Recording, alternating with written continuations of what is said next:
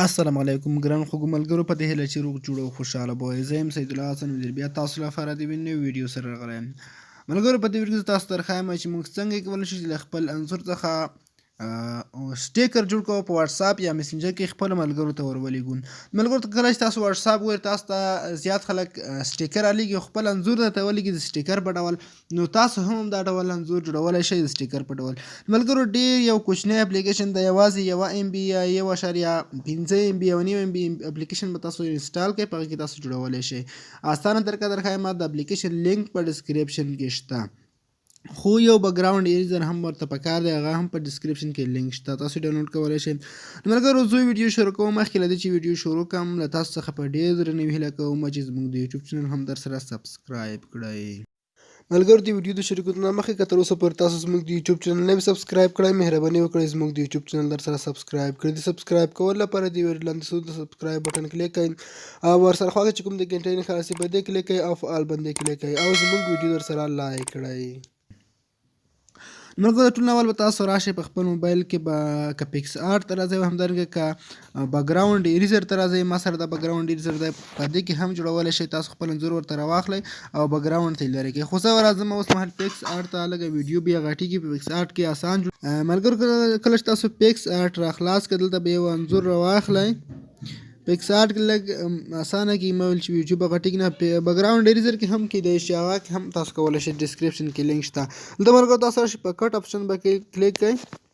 دلته ملګرو یوازې PicsArt کې خو دا ډول اسانه جوړېږي. دلته لیکه ترې تاو کړئ په دې ډول، ګورئ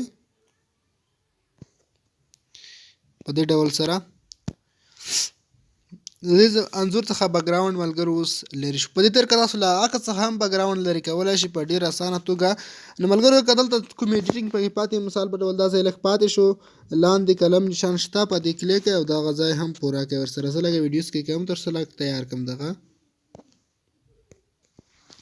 ښه دی ملګرو، انځور تیار شو، بکراونډ ترې لرې شو. اوس به تاسو دا سیو کړئ خپل موبایل ګیلري ته.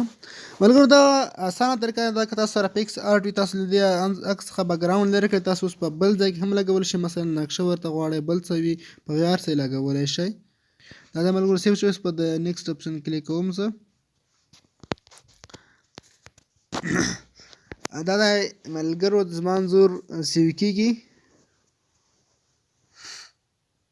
ښه ملګرو، دا جوړ شو. اوس به تاسو راشئ په خپل موبایل کې به دغه کوچنی اپلیکیشن انسټال کړئ، دغه کړئ آن سټیکر میکر. په دې اپشن چې کله کلیک کړئ، لینک کې په ډسکریپشن کې شته. ملګرو، تاسو به دلته راشئ، په دې کریټ سټیکر د اپشن به کلیک کړئ. اوس به تاسو خپل هغه سټیکر چې تاسو جوړ کړئ دغه دلته اډ کړئ چې کوم تاسو ورزیاتوئ. دلته په پورته اپشن ښکاري، په دې کلیک کړئ، دلته یو نوم ورته ولیکئ. زه مثلا لیکم مای سټیک، اوکې به کړئ. او اوس به ملګرو تاسو چې کله دا جوړ شول، اټو واټساپ په دې اپشن کلیک کړئ. ګورئ ملګرو، زموږ سټیکر واټساپ ته نور هم ورزیاتولی شئ. تاسو نور سټیکر په خپل موبایل کې جوړوئ، هغه هم ورزیاتولی شئ. اوس زه راځم واټساپ راخلاصوم. کله واټساپ ته تاسو راغلی، دلته په سټیکر اپشن کلیک کړئ. ګورئ ملګرو، دلته به زموږ سټیکر راغلی وي. دلته په فایل چې کله کلیک کړئ، دلته به تاسو سټیکر راغلی وي. ګورئ ملګرو، زموږ سټیکر دلته راغلی دي. او که راغلی نه، دلته پلس نشان کلیک کړئ، دلته مای سټیکر ښکاري، دلته هم تاسو اډ کولی شئ. ګورئ نو ملګرو، زموږ سټیکر دغه دی. دلته زه اوس ورلیږم. ګورئ ملګرو، سټیکر ولېږل شو. زما ډیټا نه ده خلاصه، خو تاسو وینئ په دې طریقه تاسو ورلیږلی شئ.